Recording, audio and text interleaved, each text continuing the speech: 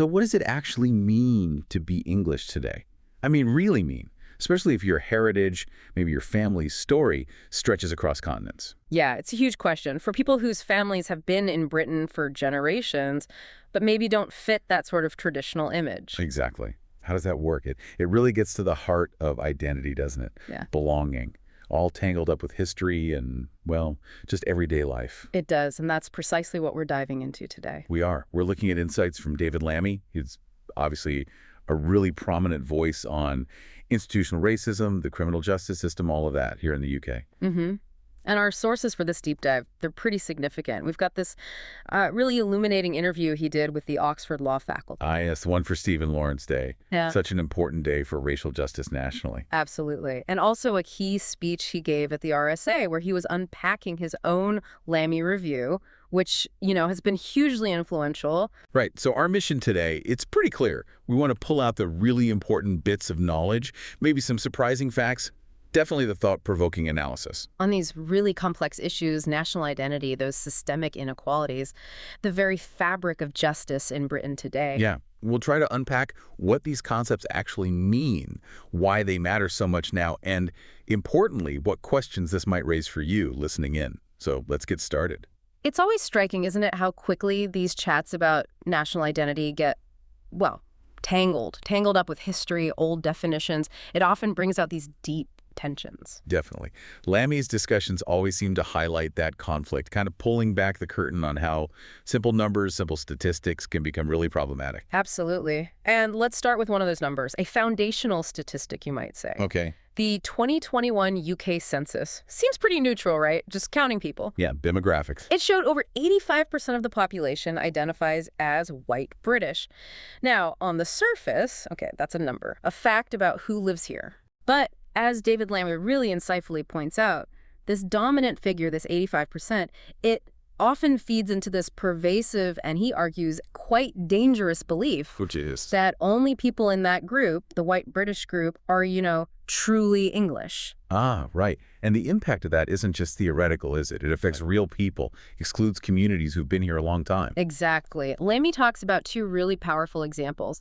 One of the people interviewing him, a Jamaican woman living here, she shared how she felt fundamentally excluded, even though she'd chosen to, as she put it, return to the mother country, which is such a loaded phrase for many Caribbean people. Mm-hmm.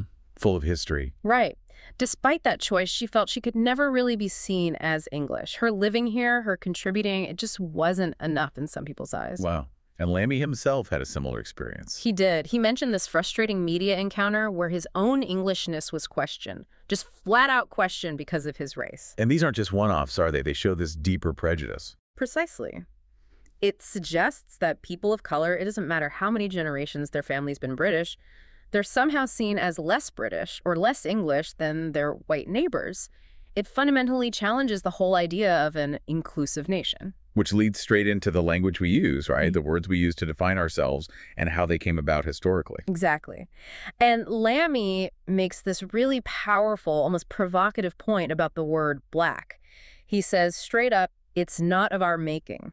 Meaning this label, along with loads of other really derogatory terms, the N-word included, wasn't chosen by black people. It was invented, imposed by white Europeans during colonization, during the slave trade. So it wasn't just a word, it was a tool. Absolutely. He argues it wasn't some accident of language. It was deliberate, rooted in what he calls scientific racism from about 150 years back. Right, the attempt to create a hierarchy of races. Precisely. This pseudoscience was cooked up to explain and, crucially, to justify white European superiority. Its purpose was to create what he calls a business of difference. A business of difference. Yeah, a way to categorize humanity that directly rationalized colonial expansion, the horrors of the slave trade. It basically reduced entire peoples to one imposed, often insulting label, stripping away their own diverse identities and histories. So when Lammy prefers to describe himself as, say, human being of African descent or African Caribbean descent? It's a profound act of resistance. It's reclamation. He's consciously rejecting that imposed label. He's choosing instead to name his lineage, his history, the trauma involved, rather than using a term born from oppression. Defining himself on his own terms. Exactly, rather than accepting a definition forced on his ancestors by their oppressors. In following that thread, that history of imposition, we get right back to today and the huge implications for what English means now. Right. Lammy is seriously concerned here. He calls it very dangerous to define Englishness as exclusively white or Anglo-Saxon or Celt. Why dangerous? Because that definition just inherently shuts out huge numbers of people who are undeniably British, contributing to the nation, but whose heritage doesn't fit that narrow ethnic box. He contrasts it with the U.S., doesn't he?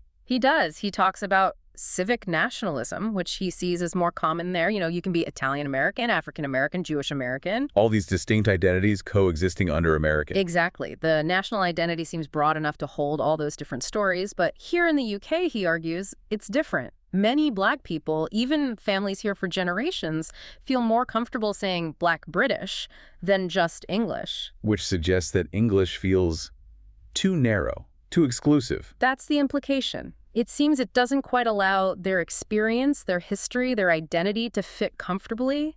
It forces a distinction where maybe there shouldn't be one, creates a barrier. And the broader risk here, the really significant point Lammy makes, yes, is that when Englishness becomes this sort of ethno-description, tied mainly to being white, it gets owned by those on the extreme right. He's very direct. He links it to groups like the National Front, the EDL, figures like Tommy Robinson, groups pushing nationalist, even supremacist ideas. And that kind of exclusive ownership is deeply problematic, destructive, really, because it's simply not inclusive for Black or brown people. It fences off a national identity that, in a modern, diverse country, surely should be expansive and welcoming, reflective of everyone. Creates an us and them. Precisely. Where us is defined by race.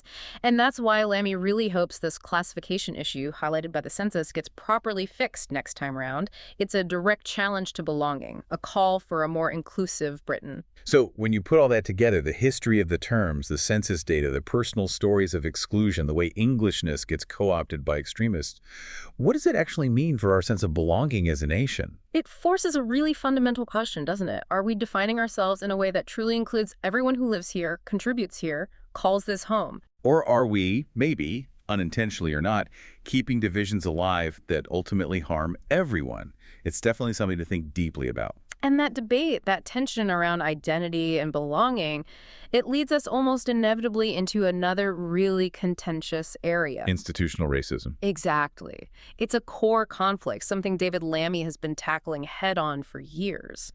He points out something quite striking about the Commission on Race and Ethnic Disparities report, the controversial one. What's that? They actually acknowledged the McPherson definition of institutional racism, the one from the Stephen Lawrence inquiry. They said it stood the test of time. Okay, so they accepted the definition, yeah, which is about the collective failure of an organization based on race or ethnicity. Right. But then, incredibly, despite accepting the definition, they concluded there was no evidence of institutional racism actually existing in Britain today. Wow. That's quite a leap. It is. And specifically on crime and policing, they suggested that the really stark overrepresentation of Black people in the criminal justice system, it may not be attributable to institutional racism. Okay, so how did they explain it then? Well, and this is where Lammy argues it gets particularly problematic, maybe even disingenuous. They tried to use a quote from his own 2017 review to back this up. From the Lammy review itself? Yes. They quoted him saying, "Many of the causes of disproportionality and overrepresentation lie outside of the criminal justice system, as do the answers to it." Implying it's not the system's fault. Exactly. The commission then listed their supporting points. Black people more likely to be poor, Black kids more likely to be in lone parent families, Black and mixed ethnic boys more likely to be excluded from school, arrested as teens. So they're saying it's socioeconomic factors, not bias within the